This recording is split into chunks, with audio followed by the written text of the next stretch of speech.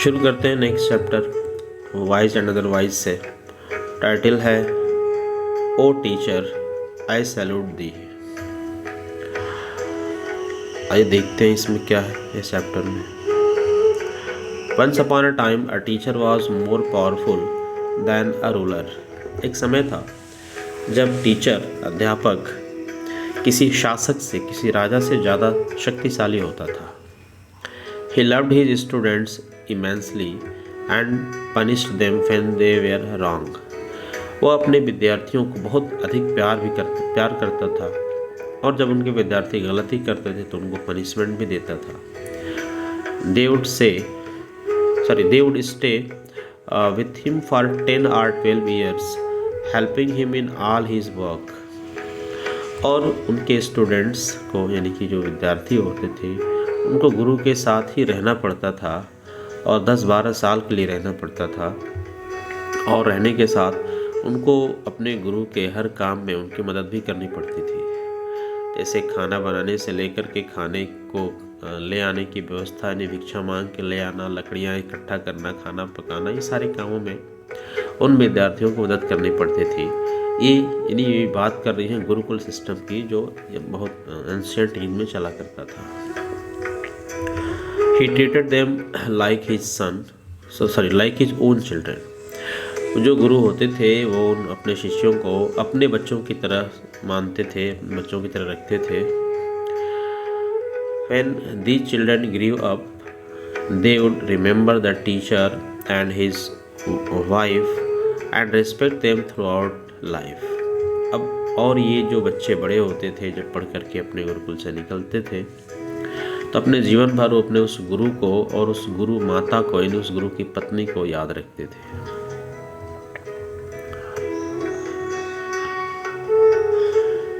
There was an unwritten rule that they had to give back to their teachers a part of their earnings later in life. There was an unwritten rule. एक बिना लिखा हुआ नियम कानून की तरह से था, यानी कि ये बात कहीं लिखी नहीं थी, कहीं ऐसा कुछ नहीं था, लेकिन एक तरह से ये व्यवहार में था कि जब बच्चे वहाँ से पढ़ कर के निकलेंगे, अपनी दुनिया में जाएंगे, तो अपनी लाइफ में जो भी कमाएंगे उसमें से थोड़ा सा हिस्सा उस गुरुकुल को देंगे, अपने गुरु को देंगे। The teacher felt proud of his students progress. और वो टीचर भी अपने इस तरह विद्यार्थियों की प्रोग्रेस को देख करके, उन्नति को देख करके गर्व महसूस करते थे। He never amassed wealth, his wealth was his students. वह कभी संपत्ति इकट्ठा नहीं करते थे, यानी कि जो गुरु होते थे वो कभी संपत्ति इकट्ठा करने के चक्कर में नहीं होते थे। जो उनके विद्यार्थी होते थे वही उनकी संपत्ति होते थे। Every teacher used to pray to God that his own students should overtake him in acquiring knowledge. Her teacher इसकी प्रार्थना करता था कि उसके अपने विद्यार्थी ज्ञान के मामले में उससे आगे निकल जाएं, यानी कि गुरु जो ये चाहता था कि उसके शिष्य उसके खुद उससे भी अधिक ज्ञानवान बन जाएं। That would be the greatest joy to him. और ऐसा अगर होता कि शिष्य गुरु से अधिक ज्ञानी हो जाए तो वो पल उस गुरु के लिए बहुत खुशी का पल होता था। शिष्याद इच्छेत पराजयम, the student should be better than the teacher. ये संस्कृत का श्लोक है। शिक्षाद इच्छेत पराजयम, यानी कि गुरु की इच्छा होती है कि वो अपने शिष्य से पराजित हो जाए, यानी कि इसको इंग्लिश में लिखा आगे कि स्टूडेंट जो होता है वो टीचर से अच्छा होना चाहिए। That system was known as gurukul. वो इस व्यवस्था को उस समय में गुरुकुल कहा जाता था।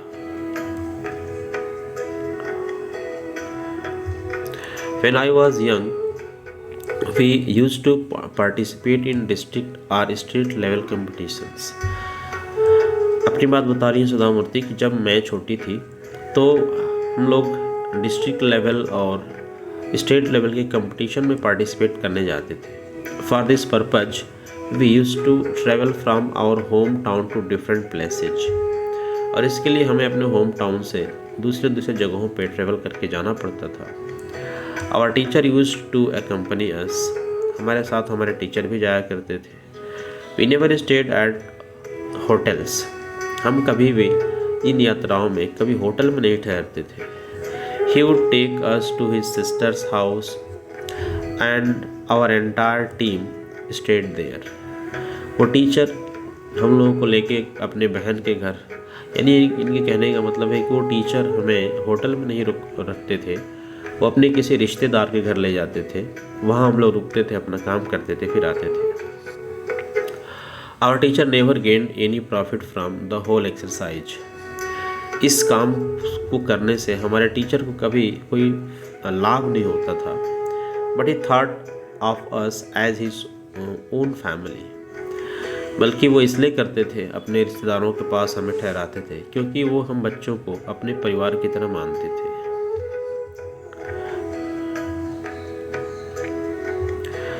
His sister would house and feed us without expecting anything, और वो टीचर अपनी बहन के घर जब हमें ठहराते थे तो उनकी बहन भी हमसे किसी तरह की कोई उम्मीद नहीं रखती थी। वो हमें अपने घर में रखती थी, हमें खाना खिलाती थी बिना किसी हमारी तरफ से कुछ किए जाने की उम्मीद के।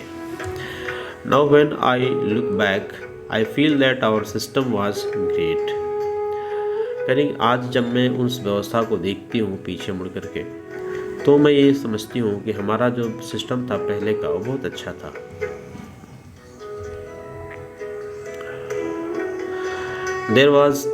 There is a very nice story of how students once held their teachers in great esteem. There is a very nice story, एक बड़ी अच्छी कहानी है of how students once held their teachers in great esteem, कि कैसे जो students होते थे पहले वो अपने टीचर की, अपने गुरु की कैसे रिस्पेक्ट करते थे, यानी पहले जो स्टूडेंट्स थे अपने टीचर की कैसे इतना अधिक सम्मान करते थे। ये उसको दिखाने के लिए एक बड़ी अच्छी कहानी है।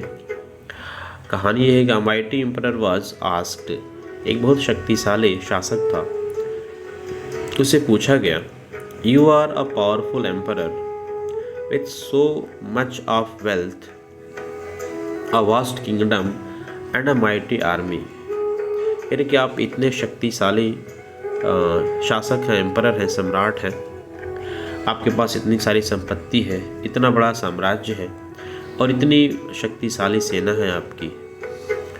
Your teacher is poor and does not own even a piece of land, और आपके जो गुरु हैं तो बहुत गरीब हैं, उनके पास अपना एक छोटा सा भी ज़मीन का टुकड़ा नहीं है। But still when you meet him why do you bow down and touch his dusty feet, लेकिन फिर भी जब आप उनसे मिलते हैं तो आप क्यों उनके सामने झुकते हैं और उनके धूल भरे पैरों को छूते हैं। Y do you sir below him, why do you sit below him and listen so earnestly, और कहने की जब आप उनसे मिलते हैं तो आप क्यों उनसे नीचे बैठते हैं, यानी कि वो ऊंचे आसन पर बैठते हैं, आप उनसे नीचे आसन पर बैठते हैं और आप उनकी बात को इतने ध्यान से, इतने मन लगाकर क्यों सुनते हैं। Why don't you summon him to the court, और अगर आप उनसे बात करना ही चाहते हैं कभी तो आप खुद क्यों जाते हैं उनके यहाँ, उनको आप अपने दरबार में क्यों नहीं बुला लेते।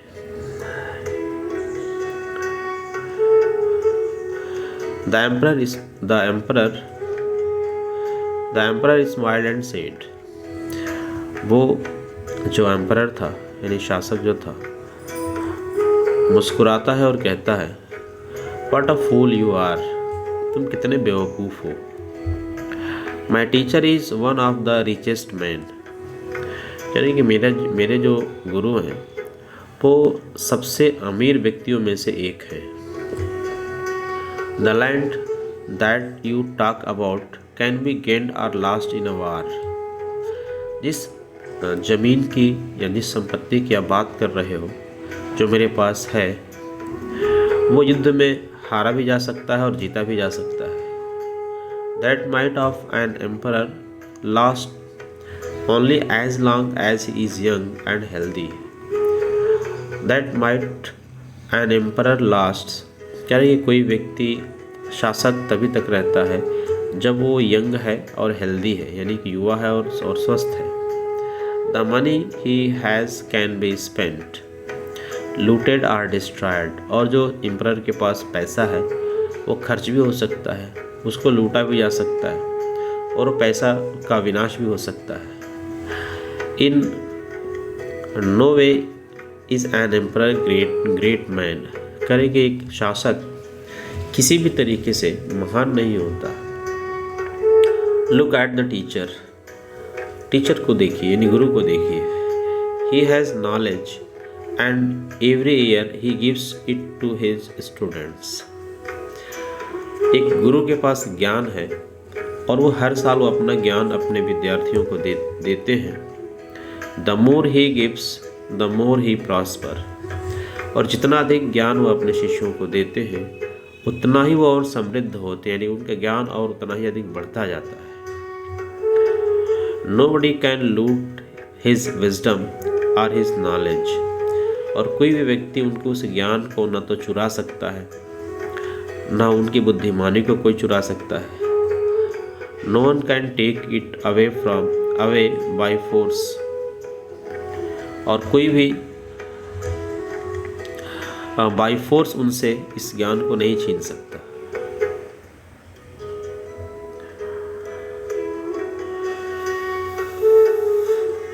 All his students are like, एक मिनट जस्ट, यहाँ से था. No one can take it away by force और वायलेंस. कोई भी व्यक्ति उनसे इस संपत्ति को जबरदस्ती या हिंसा करके मारपीट करके नहीं छीन सकता. He flourishes every year with more and more knowledge. और वो हर साल और अधिक ज्ञान के साथ और ज़्यादा वो बढ़ते जाते हैं, यानी कि हर साल उनका ज्ञान बढ़ता ही जाता है. Is he not a great man. क्या वो महान व्यक्ति नहीं है? All his students are like his son, like his own children, and when children prosper is not the father a wealthy man. उनके सारे जो शिष्य हैं तो उनके अपने बच्चों की तरह हैं. और जब बच्चा समृद्ध होता है तो क्या उसका पिता एक समृद्ध व्यक्ति नहीं होता? यानी जब बच्चा अमीर बनेगा तो क्या उसका पिता अमीर नहीं बनेगा? This story shows the respect for the teacher and the teacher's great achievement both to knowledge and to his students. करेंगे ये कहानी अध्यापकों के सम्मान को दिखाता है और and the teacher's great attachment both to knowledge and to his students. और ये कहानी टीचरों के रेस्पेक्ट को दिखाता है और साथ में एक टीचर का ज्ञान और उसके विद्यार्थियों के साथ जो अटैचमेंट है, जुड़ाव है, उसको भी दिखाता है. This is the reason we Indian place the teacher in the third highest position in the social hierarchy after mother and father. यही कारण है कि हम भारतीय लोग गुरु को सामाजिक रिश्तों में तीसरा स्थान देते हैं माता और पिता के बाद. यानी माता और पिता का स्थान पहला और दूसरा है और तीसरा स्थान हम गुरु का अपने समाज में रखते हैं. उसके पीछे यही कारण है. Today the Gurukul system neither exist nor it is practical. आज गुरुकुल सिस्टम ना तो मौजूद है और ना ही वो प्रैक्टिकल रह गया है, ना ही उस तरह से कर पाना पॉसिबल है आज के डेट में. Our government has taken enough pains and invested considerable resource to establish modern education in villages and cities. हमारी सरकारों ने बहुत काम किया है, अच्छे खासे रिसोर्सेज को, पैसे को खर्च किया है बहुत सारे एजुकेशन सिस्टम गाँव में और शहरों में बनाने के लिए. It has appointed several thousand teachers who have been trained to teach different subjects and the values of life. और सरकार ने बहुत कई हज़ार टीचरों को अपॉइंट किया है, नियुक्त किया है और उनको ट्रेन किया है कि अलग अलग सब्जेक्ट पढ़ाएं और अलग अलग जीवन के वैल्यूज़ को पढ़ाएं। Their main objective is to produce better citizens for tomorrow।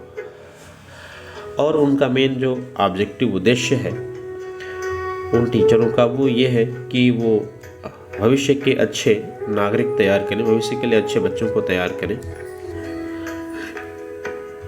Recently I was in Odisha on work. हाल ही में उड़ीसा में मैं काम के सिलसिले में थी। In October 1999 there had been a great cyclone in Odisha.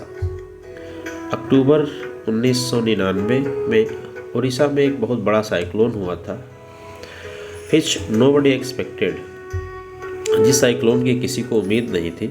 The cyclone uprooted trees, took away roofs and destroyed buildings. उस साइक्लोन ने पेड़ों को उखाड़ दिया जड़ से, छतों को उड़ा दिया, बिल्डिंगों को डिस्ट्रॉय कर दिया, तोड़ दिया। The state also suffers from chronic floods.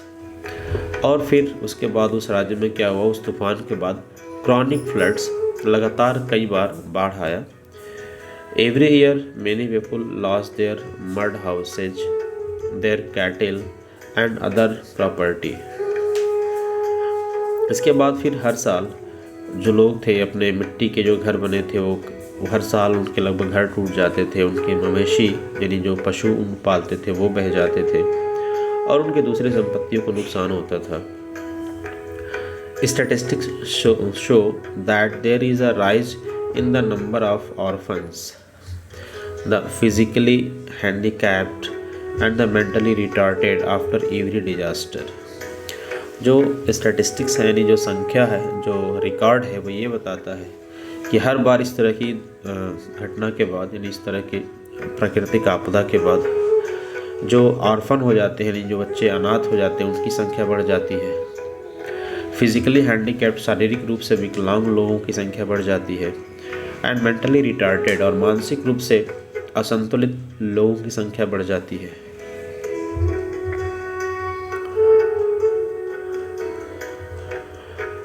Orphanages दस बिकेम ओवर क्राउडेड। इससे क्या होता है कि जो ऑर्फनेजेस हैं यानी जहाँ पे अनाथ बच्चों को रखने की जगह बनाई गई है वो ओवर क्राउडेड हो जाते हैं, उसमें क्षमता से ज़्यादा बच्चे उसमें रखने पड़ते हैं। Many a time parents simply abandon their physically handicapped and mentally retarded children. कई बार ऐसा होता है कि इस तरह की आपदाओं में अगर कोई बच्चा फिजिकली हैंडीकैप्ड हो गया, शारीरिक रूप से विकलांग हो गया या मेंटली रिटार्टेड हो गया, मानसिक रूप से विक्षिप्त हो गया, तो उसके घर वाले उसे छोड़ देते हैं इस तरह की संस्थाओं में। They consider them an additional burden in their poverty. उनको ये लगता है कि इस गरीबी की हालत में अगर ऐसा कोई बच्चा साथ रहे तो एक और अतिरिक्त बोझ बन जाएगा। गरीबी बहुत बड़ी चीज़ होती है, सोचो अपने बच्चों को दूर कर देती है। Due to water bound diseases in the aftermath of natural disaster, government hospitals wards fill up with 3 times more patients than they can handle। और इस तरह की आपदाओं के बाद जो फिर पानी से होने वाले वाटर बाउंड डिजीजेज, पानी जनित जो रोग होते हैं, यानी पानी के प्रदूषित होने की वजह से जो उसके बाद बीमारियां फैलती हैं, उन बीमारियों के चलते सरकारी जो हॉस्पिटल्स हैं, सरकारी हॉस्पिटल के जो वार्ड्स हैं, उसमें उनकी क्षमता से 3 गुना ज़्यादा पेशेंट उसमें भरे होते हैं। Doctors, NGOs and governments officials work hard but the disasters are often too much to handle. यानी कि डॉक्टर्स, NGO वाले, गवर्नमेंट के अधिकारी ये सब अपना काम करते हैं, लेकिन disasters are often too much to handle. लेकिन जब इस तरह की आपदाएँ आती हैं तो अक्सर वो इतना ज़्यादा भयावह होती है कि उनको हैंडल करना बड़ा कठिन होता है। No government can repair school every year. कोई भी सरकार हर साल स्कूलों की तोड़ फोड़ की मरम्मत नहीं कर सकती। कोई भी सरकार हर साल स्कूलों की तोड़ फोड़ की मरम्मत नहीं कर सकती। इट इज़ अ हेरक्यूलियन टास्क ये बहुत कठिन काम है। हरकुलन टास्क एक फ्रेज जिसका मतलब होता है बहुत कठिन कार्य। So our foundation decided that some of the schools we plan to build near a river should be built at elevation. इसलिए हमारी संस्था ने ये तय किया कि कुछ स्कूल जो नदी के नज़दीक हैं उनका एलिवेशन पे यानी कुछ ऊंचाई पे बनाया जाए, जिससे कि वो थोड़े सुरक्षित रहें, so that they could also act as a shelter during floods. और इसका दूसरा इस्तेमाल एक ये भी था कि थोड़ा ऊंचाई पे बनेगा तो जब बाढ़ आएगी तो उस स्कूल को शेल्टर के रूप में भी इस्तेमाल किया जा सकता है, यानी कि बाढ़ पीड़ित लोगों को उस स्कूल में रखा जा सकता है। We involve school teachers in this work and they were very proud to help us. और इसके लिए हमने स्कूल के टीचरों को भी काम में इन्वॉल्व किया, लगाया अपने साथ, और वो लोग इस तरह करके इसमें हेल्प करके बहुत प्राउड महसूस कर रहे थे। After all it was their school, क्योंकि कुल आखिर वो स्कूल उन्हीं का था। The system work well with us because ये व्यवस्था हमारे साथ बहुत अच्छे से काम कर पाई, यानी कि इस तरह से लोगों का हेल्प लेके, टीचरों का हेल्प लेके हमने जो बनवाना शुरू किया वो अच्छे से काम किया। बिकॉज ऑफ टीचर्स पार्टिसिपेशन, और ये अच्छे से काम कर पाया इसलिए क्योंकि उसमें वहाँ के जो लोकल टीचर्स थे वो लोग पार्टिसिपेट कर रहे थे। I went to inaugurate one of the shelter cum school complexes in an interior part of Odisha. मैं एक बार उड़ीसा के बाहरी इलाके में एक इसी तरह का स्कूल बना था। स्कूल कम शेल्टर कम स्कूल कॉम्प्लेक्सेज, यानी कि शेल्टर और स्कूल का मिला जुला जो प्रोग्राम चल रहा था, उसी तरह का एक बिल्डिंग बनी थी। उसका उद्घाटन करने के लिए मैं गई। It was early in the morning, सुबह का एकदम समय था। The whole atmosphere was quite festive, जो पूरा वहाँ का माहौल था वो काफ़ी ऐसा लग रहा था जैसे कि कोई त्यौहार हो, इस तरह से लोग खुश थे, चहल पहल जैसा लग रहा था। The teacher who had helped us to build the school had been transferred to a neighbouring village. जो टीचर वहाँ पे पहले थे, जिन्होंने बहुत मदद की थी उसको बनाने में हमारी, वो दूसरे गांव के स्कूल में उनका ट्रांसफ़र हो गया था। But he still came for the occasion, लेकिन इस अवसर पे शामिल होने के लिए वो फिर भी वो आए हुए थे। Before the inauguration I felt like talking to the students. उद्घाटन से पहले मेरा मन हुआ कि मैं थोड़ा वहाँ के स्टूडेंटों से, विद्यार्थियों से बात करूँ।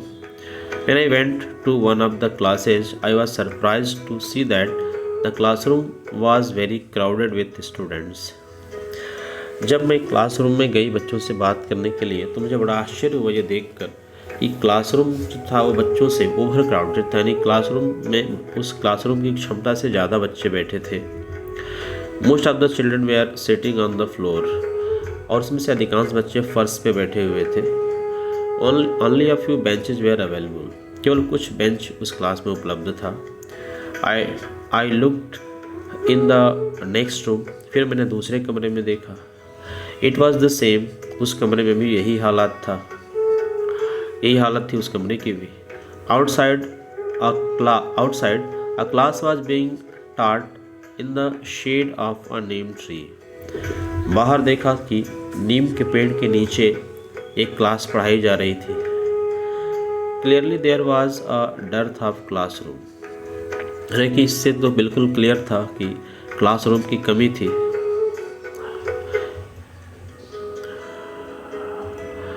आई was there a little earlier than scheduled, यानी कि मैं वहाँ जो तय समय था उद्घाटन का, मैं उससे थोड़ा पहले पहुँच गई थी। The new principal of the school came and met me with apologies. जो स्कूल की नई प्रिंसिपल थी, महिला थी, वो आई और थोड़ा सा अपोलॉजी के साथ, यानी थोड़ी क्षमा के साथ हमसे मिली कि उनको आने में शायद लेट हो गया हो या ये पहले आ गई, इस तरह की बात से। She was a middle aged woman, वह एक मध्यम उम्र की, यानी कि यही 35-40 साल की उम्र की महिला थी। बट लुक्ड क्वाइट फिट, लेकिन बिल्कुल शारीरिक रूप से फिट दिख रही थी, स्वस्थ दिख रही थी। शी अपीयर्ड वेरी स्ट्रिक्ट, देखने में लगता था कि बहुत वो स्ट्रिक्ट है, नियम कानून को सख्ती से पालन करने और करवाने वाली है।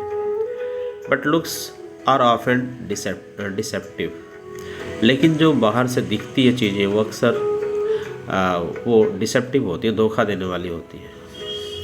She said that she was very busy with the days function.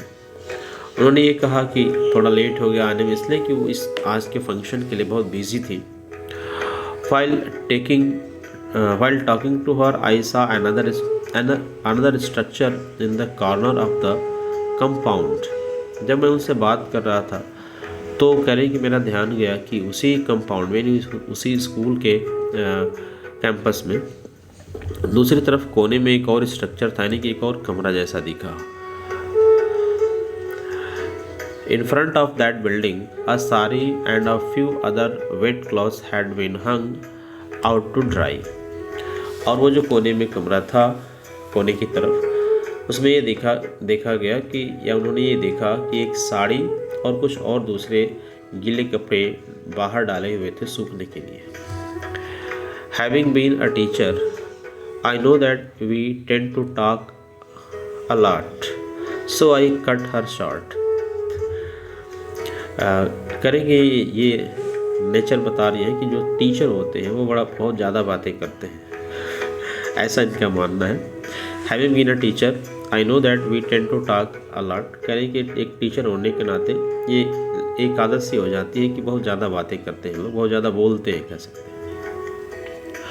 So I cut her short, इसलिए मैंने उनको बीच में रोका उनकी बातों को और सीधे सीधे पॉइंट पे आते हुए बोला कि pointing to the sari I asked who was staying in that building. उस साड़ी की तरफ इशारा करते हुए मैंने पूछा कि इस बिल्डिंग में यहाँ कौन रहता है। She was taken aback and fumbled. वो इस बात से थोड़ा असहज महसूस करने लगे और हकलाने लगे। Oh that building is a relief shelter. और उन्होंने झूठ बोला ये कि वो बिल्डिंग जो है वो रिलीफ सेंटर है। रिलीफ सेंटर मतलब वहाँ पे कुछ लोगों को राहत के तौर पे रखा गया है, उनका घर वगैरह नहीं है या टूट गया है या बह गया है, इस तरीके से।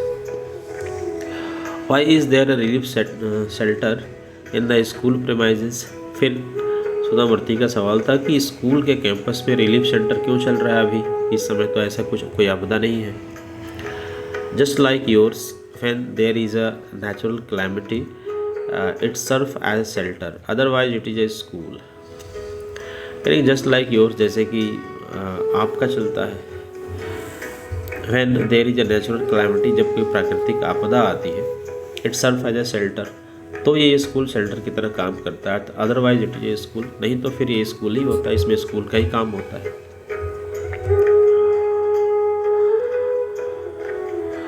What is a natural calamity now. तो वो प्रिंसिपल ने कहा था कि जैसे कि आप लोगों का चलता है कि जब कोई प्राकृतिक आपदा होती है तो स्कूल को शेल्टर के रूप में इस्तेमाल किया जाता है, नहीं तो स्कूल ही होता है। तो सुधामूर्ति का सवाल है कि what is the natural calamity now, इस समय कौन सी प्राकृतिक आपदा है जो उस स्कूल के कैंपस में कोई व्यक्ति रह रहा है। There was a cyclone. तो वो कहती है कि प्रिंसिपल कहती है कि एक साइक्लोन आया हुआ था। But that was 2 years back. Are the people still staying here. तो सुधामूर्ति ने बताया कि वो साइक्लोन तो 2 साल पहले आया हुआ था, क्या अभी भी उस साइक्लोन से कोई पीड़ित आदमी इस स्कूल में रहता है। She changed her tone and said no, but people affected by the floods are staying there. तो उन्होंने अपना थोड़ा टोन बदला बातचीत करने का और बोला कि नहीं, जो बाढ़ से पीड़ित लोग हैं वो यहाँ पे रह रहे हैं। That was also not true because the flood had receded by that time. कह रही कि उनकी ये बात भी सच नहीं थी क्योंकि इस समय तक तो बाढ़ का पानी उतर गया था। The head ministers insisted that we should not waste any more time on this matter because it was getting late for the inauguration. अब प्रिंसिपल ने इस तरफ में कहा, इस तरह से बातें की कि अब हमें इस बेकार की बात पे समय नहीं गंवाना चाहिए क्योंकि हम उद्घाटन के लिए लेट हो रहे हैं। बट इट वॉज एडमंड to know who was staying there, लेकिन मैं इस बात में बिल्कुल दृढ़ थी कि मुझे जानना था कि वहाँ पे कौन रहता है। शी वॉज हेल्पलेस एंड एक्म्पनीड मी। अब जब मैं उधर जाने लगी देखने के लिए कि वहाँ रहता कौन है, तो वो अब असहाय थी। उसको मेरे साथ आना पड़ा मजबूरी में, वो ना चाहते हुए भी उसको मेरे साथ देना पड़ा वहाँ तक जाने में। It was a good building with several benches inside that has been arrange as a cot. करीब वो एक अच्छा बिल्डिंग था, यानी एक अच्छा कमरा था, और उस कमरे के अंदर बहुत सारे कई बेंचेस लगाए गए थे इस तरीके से जैसे कि वो एक चारपाई की तरह या बेड की तरह काम करें। There were utensils and trunks, उसमें खाना पकाने के बर्तन थे, ट्रंक्स यानी कि बक्से वगैरह थे। Fire would was piled in a corner, एक कोने में आग जलाने वाली लकड़ी रखी गई थी। Including that someone was cooking here, indicating that someone was cooking here. और वो लकड़ी और उस बर्तन वगैरह ये सब देख करके ये क्लियर था कि यहाँ पे कोई रहता है, खाना भी पकाता है अपना। Who lives here? I asked again. यानी कि मैंने फिर पूछा उस प्रिंसिपल से, यहाँ पे कौन रहता है? She was a little irritated but tried not to show it. अब मेरे इस सवाल पे वो थोड़ा इरिटेट हो रही थी, खींच रही थी, गुस्सा हो रही थी, लेकिन कोशिश की कि उसका गुस्सा मैं ना देख पाऊँ। सम आदिवासी स्टूडेंट्स, फिर भी झूठ बोला उसने कि कुछ आदिवासी विद्यार्थी यहाँ रहते हैं। This is used as their hostel, और उस प्रिंसिपल ने कहा कि यहाँ पे आदिवासी विद्यार्थी रहते हैं और ये कमरा उनको हॉस्टल के रूप में इस्तेमाल करने के लिए दिया गया है। Again this was a blatant lie because this was a boys' school while the clothes were all women clothes। यानी कि ये भी एकदम क्लियर झूठ था, क्योंकि ये जो स्कूल था वो लड़कों का स्कूल था, और जो वहाँ पे कपड़े सूखने के लिए डाले गए थे वो सारे कपड़े महिलाओं के थे, यानी कि महिला संबंधित थे। Besides it didn't look like a dorm, यानी कि डोरमेट्री, और हॉस्टल जैसा अगर उसको इस्तेमाल किया जाता तो उसमें एक से ज़्यादा लोग रहते, तो उस तरह का डोरमेट्री का सिस्टम ही उसमें नहीं दिख रहा था कि ढेर सारे लोग उसमें रहते हो या सोते हो। When I expressed my opinion, the headmaster said nothing। जब मैंने अपनी ये बात रखी, यानी कि कहा कि ये तो किस तरह से डोरमेट्री नहीं लग रहा है, ये कपड़े महिलाओं के हैं, तो ये कैसे हो सकता है, तब वो जो प्रिंसिपल थी उसने कुछ नहीं कहा। She then told me, this building is not very good। तब उसने ये कुछ नहीं कहा कि ये इसमें कोई स्टूडेंट रहता है या फिर अब कोई इस तरह की बात नहीं बनाई। अब उसने दूसरा तरीका पकड़ा और बोली कि ये जो कमरा है वो अच्छा नहीं है, यानी कि इसमें स्टूडेंट्स के रहने के लायक नहीं है, यानी स्टूडेंट्स के पढ़ने लायक ये कमरा नहीं है, यानी कि ये बेकार कमरा है स्कूल का। इस तरह की उसने बताने की कोशिश की। Many of our teachers are very poor and they have to come from a great distance। अब एक दूसरा तरीका अपनाती है कहने का कि ये कमरा चूँकि बेकार है, इसमें पढ़ाने लायक नहीं है बच्चों को, और हमारे कई टीचर ऐसे हैं जो गरीब भी हैं और बहुत दूर से आते हैं। So I have given them a place to stay temporarily। इसलिए मैंने अपने कुछ टीचरों को यहाँ पे अस्थायी रूप से रहने की व्यवस्था दे रखी है। I didn't believe her। आप सुधा मूर्ति कह रहे हैं कि मुझे उसके इस बात पे अब भरोसा नहीं हो रहा था कि उसके इस तरह से कहने पे। The teachers are paid well and also get a house rent allowance। यानी कि उसके इस टीचर के इस बात पे भी भरोसा मुझे नहीं हो रहा था, क्योंकि वो सरकारी टीचर थे। सरकारी टीचर और गरीब, ये दोनों बातें ऐसे भी नहीं समझ में आ रही हैं।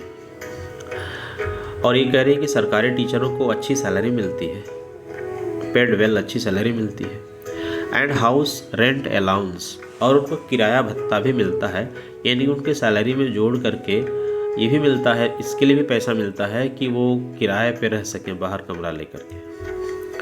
Why would they stay in school premises, फिर जब उनको किराया भत्ता मिलता है, सरकार अलग से उनको किराए पे रहने के लिए पैसा देती है, तो फिर वो स्कूल के कमरे में क्यों रहते हैं?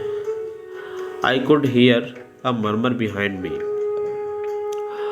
मैंने अपने पीछे कुछ लोगों की धीमी धीमी धीमी बातें करने की आवाज़ सुनी। यंग चिल्ड्रन विथ, उसमें बच्चे थे, with eyes wide open were looking at me, मेरे पीछे कुछ आवाज़ें आई तो मैंने देखा कि कुछ बच्चे थे जो अपनी आंखें ऐसे बड़ी करके देख रहे थे आश्चर्य में। Children are the best spokespersons, करें कि बच्चे सबसे अच्छे वक्ता होते हैं, नहीं कि बड़े सबसे अच्छी तरह से सच्चाई बताने वाले होते हैं।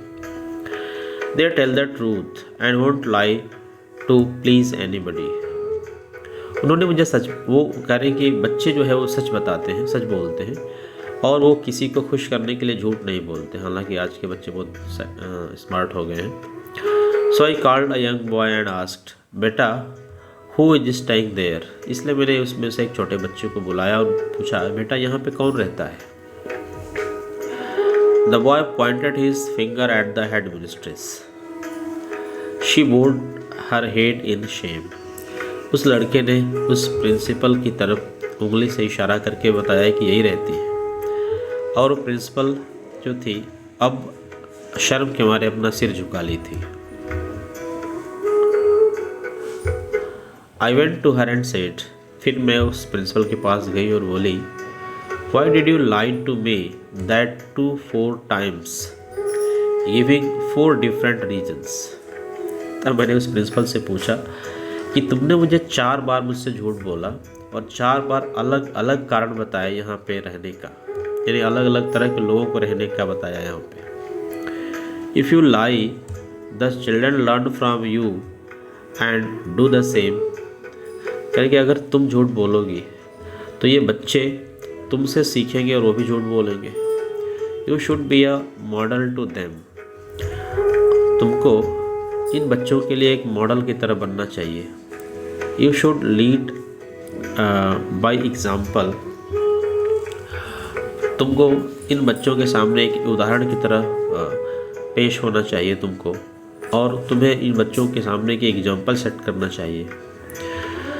You are a woman and the essential quality of woman is compassion, तुम एक महिला हो और एक महिला के अंदर की जो सबसे ज़रूरी गुण होता है वो होता है उसकी दया भावना, कंपैशन होता है।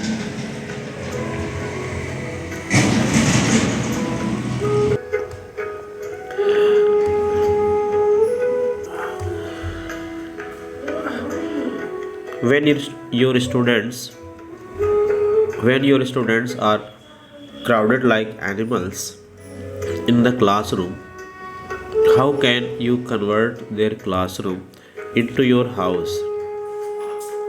सुधामूर्ति ने उनसे पूछा कि जब आपके बच्चे एक क्लासरूम में जानवरों की तरह भरे पड़े हैं, तो ऐसे में आप उनके एक क्लासरूम को अपना घर कैसे बना सकती हैं?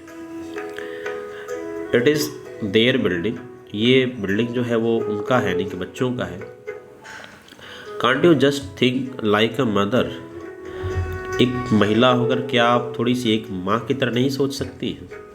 If your child had been in the same class would you not feel bad, क्या अगर इसी क्लास में आपका बच्चा अपना पढ़ रहा होता तो क्या आपको बुरा नहीं लगता? You are also a teacher, फिर ऊपर से आप एक टीचर हैं। Is it not true that the essential quality of a teacher is to care and love the students? क्या ये एक टीचर का आवश्यक गुण नहीं होता कि वो अपने विद्यार्थियों को प्यार करे और उनकी देखभाल करे? I am also a teacher, Sudha Murty कह रही है अपने को कि मैं भी एक टीचर हूँ। We should worry about our students benefits not hours, कह रही मैं भी एक टीचर हूँ और हमें अपने विद्यार्थियों की भलाई की बात सोचनी चाहिए, खुद अपनी भलाई की बात नहीं सोचनी चाहिए।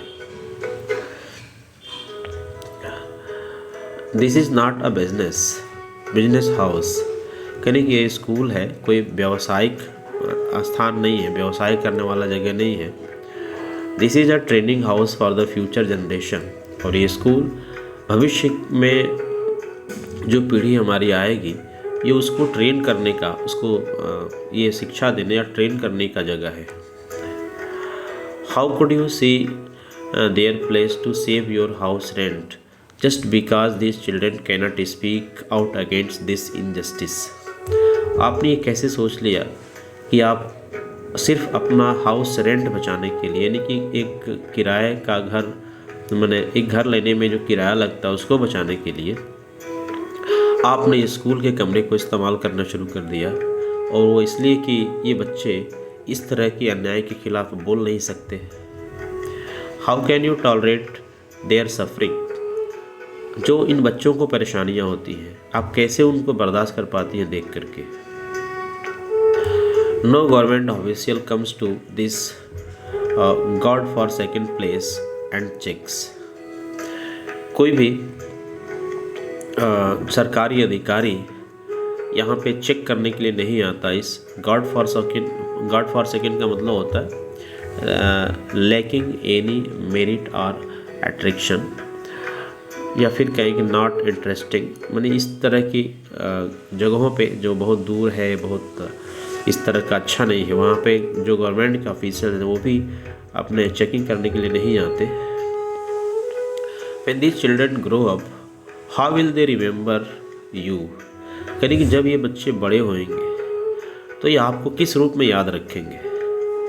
Is this not the land of great teachers, क्या ये जो भूमि है, यानी कि जो भारत है, कि ये महान टीचरों का, महान गुरुओं का भूमि नहीं रहा है। Is this not the land of great teachers, क्या ये देश महान गुरुओं का देश नहीं रहा है। देयर वॉज नो रिप्लाई, उस प्रिंसिपल की तरफ से इस बात का कोई जवाब नहीं आया। यहाँ पे ये स्टोरी फिनिश होती है, और उसके बाद ये स्टोरी है लाइफ इज़ एन एग्जामिनेशन। इसको करते हैं नेक्स्ट वीडियो में। यहाँ अब तक के लिए यही इसको फिनिश करते हैं। बाय एंड जय हिंद।